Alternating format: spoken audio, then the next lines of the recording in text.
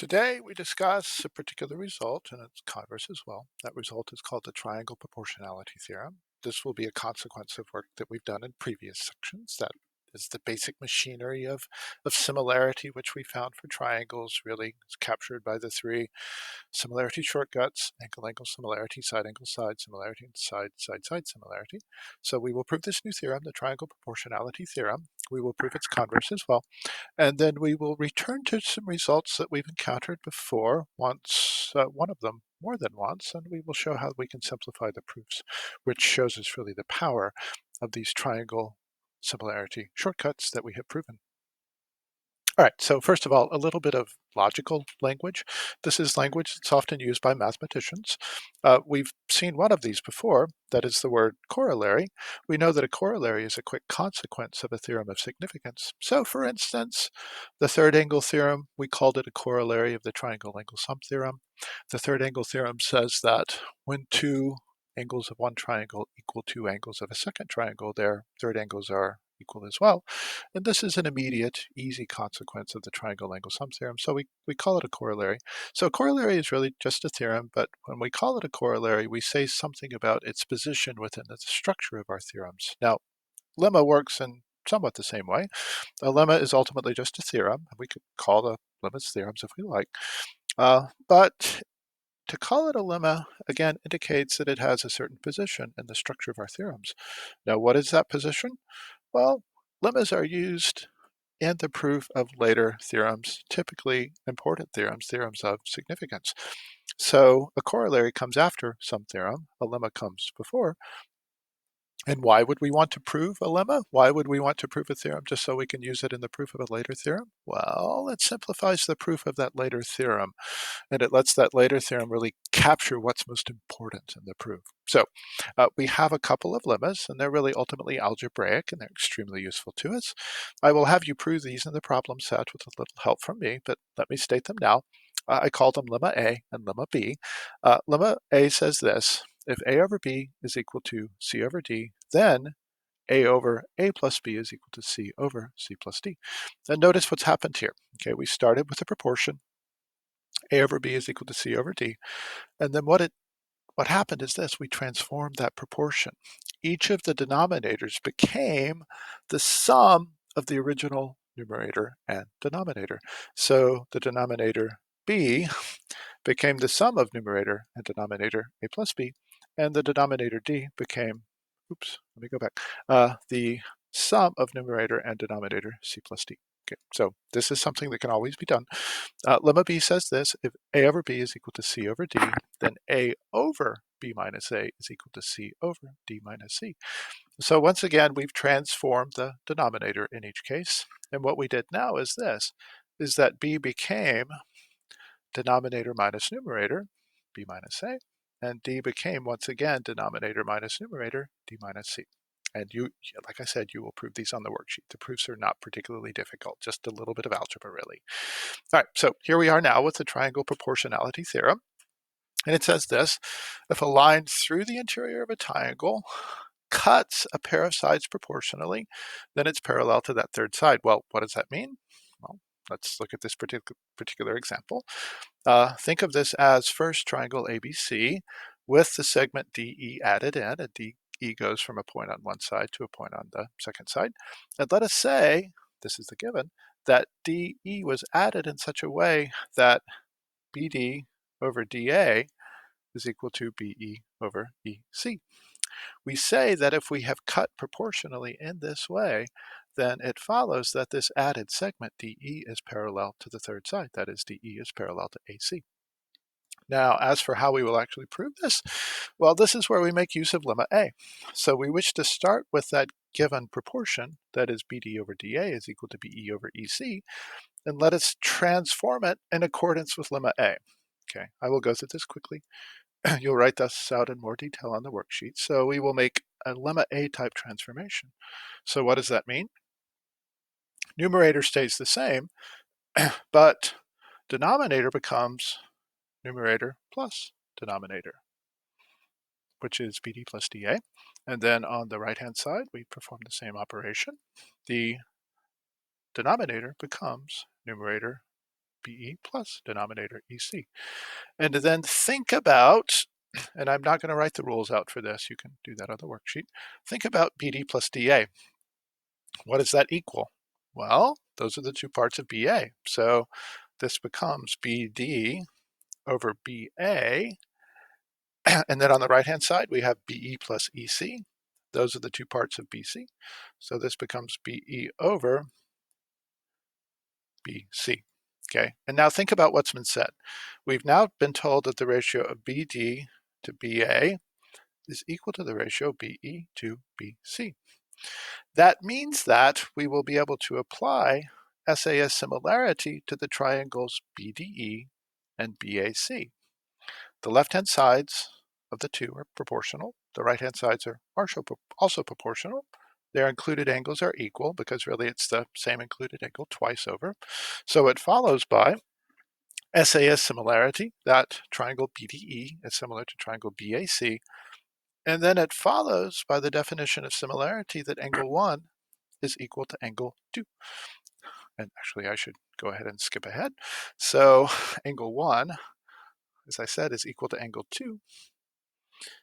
But notice that for DE and AC with transversal AD, those are angles that correspond. So we now know that angles that correspond are equal to one another, which means by the corresponding angles test, CAT, that DE is parallel to AC. So that's how the result gets proven. So ultimately, it's by SAS similarity together with one of our parallel tests that this gets done. Now, let's go look at the triangle midsegment theorem again. We proved it, as I mentioned in the last lesson, we proved it at the end of semester 1, and that proof was complex because it involved a complex set of constructions that are certainly difficult to discover, probably wouldn't unless somebody told you what to do. And then we proved it again in the last section, and that proof was simpler, but now we can simplify even further, okay? So what we can do is we can apply the triangle proportionality theorem to the triangle midsegment theorem. So again, the triangle midsegment theorem says this: if we add a segment into a triangle that goes from a midpoint of one side to a midpoint of the other side, that mid segment, DE in this case, is parallel to the third side, in this case AC, and it's also half the length of that third side, that is DE is half of AC. Now, how could we apply the triangle proportionality theorem to prove this? Well, ask yourself this: is BD over DA equal to BE over EC? That's what the triangle proportionality theorem requires to do its work. And the answer is obviously yes, okay? So it immediately follows by the triangle proportionality theorem that DE is equal to AC. And I'll let you think on the worksheet about how it is that you would also prove that DE is half of AC, okay? But certainly the one part of this, that DE is parallel to AC, will be an almost immediate consequence of the triangle proportionality theorem. All right, so let's look back at the quadrilateral midsegment theorem. I thought that would be a good place. This would be a good place to bring it back up again. It's a corollary, as we discovered, the TMT, the triangle midsegment theorem, is a corollary of the triangle proportionality theorem. That is, it's a quick and easy consequence. But then the quadrilateral midsegment theorem is a corollary of the triangle midsegment theorem. It is, as it were, a corollary of a corollary. And again, what the quadrilateral midsegment theorem says is this: if you begin with a quadrilateral and construct the midpoints of its sides, and then connect those up to form an interior quadrilateral, in this case WXYZ, that interior quadrilateral must be a parallelogram. And the first and crucial step here is to construct, let us say, segment AC. So I'll draw that in. So construct segment AC. So there it is. And then consider triangle BAC. Well, W is a midpoint. X is also a midpoint, as I now have marked. That means that we can immediately apply the triangle midsegment theorem to triangle BAC. And it follows that WX is parallel to AC. And then we can do the same with triangle ADC. Y is a midpoint. As we said in the given, Z is also a midpoint. And it follows that the segment YC is a midsegment, which means that it's parallel to AC. So here's what we know, that both WX and YZ are parallel to AC. And as we know from our study of parallels, if we have two lines each parallel to the same third line, they are parallel to one another. That is, that WX is parallel to YZ. And in the same way, we can prove that WZ is parallel to XY. And then it follows that WXYZ has two pairs of parallel opposite sides. And then it follows just simply by the definition of parallelogram that WXYZ is a parallelogram. So there's our corollary of a corollary. And that's honestly one of my favorite results of the entire year because it's unexpected initially. I mean, why suspect that just because you've connected up the midpoints of the sides of some arbitrary quadrilateral that you would get a parallelogram? It seems that since that initial quadrilateral is just arbitrary, just random, that typically you wouldn't get a parallelogram. You would get just some arbitrary random midpoint quadrilateral, but actually it's always a parallelogram. That's really quite extraordinary. All right, now let's talk about the converse of the triangle proportionality theorem. The triangle proportionality theorem says that if you add that interior segment that cuts two sides proportionally, that interior segment is parallel to the third side. So the converse would say this: if you add a segment through the interior of the triangle parallel to the third side, then it cuts the other two sides proportionally. That is, in this case, if we begin with triangle ABC and add the segment DE from a point on one side to a point on the other, such that DE is parallel to the third side AC, then that parallel has cut those two sides proportionally, which means that BD over DA will have to equal BE over EC. Okay, so this is strictly the converse. And as for how that will be proven, I guide you through it on the worksheet, though you can probably guess that it makes use of lemma B, and that's absolutely what it does. Okay, now here's another result. The three parallels corollary. And again, corollary means a quick and relatively painless consequence of work that we have already done. And in particular, it will be a corollary of the converse of the triangle proportionality theorem. And here's what it says. If you have two transversals that cut three parallels, those transversals are cut proportionally. So look at our diagram. We have three parallel lines, that is line AX, BY, and CZ. Those are the ones that in my diagram run horizontally. We have a pair of transversals. One of those runs from A to B and then to C. The second runs from X to Y and then to Z.